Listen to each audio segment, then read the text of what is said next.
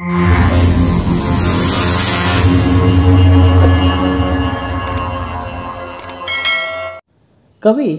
Doctor ಎನ್.ಎಸ್. Lakshminarayana Bhatta.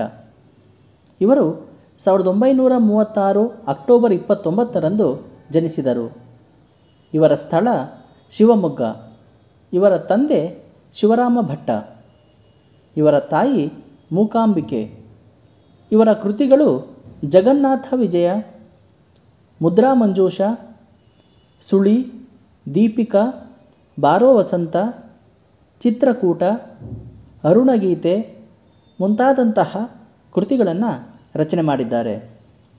ಪ್ರಶಸ್ತಿಗಳು: ಕರ್ನಾಟಕ ಸಾಹಿತ್ಯ academy ಪ್ರಶಸ್ತಿ, ಶಿವರಾಮ ಕಾರಂತ ಪ್ರಶಸ್ತಿ, ರಾಜ್ಯೋತ್ಸವ ಪ್ರಶಸ್ತಿ, ಮಾಸ್ತಿ ಪ್ರಶಸ್ತಿ, ವರ್ಧಮಾನ ಪ್ರಶಸ್ತಿ ಮುಂತಾದ ಪ್ರಶಸ್ತಿಗಳು ಸಂದಿವೆ.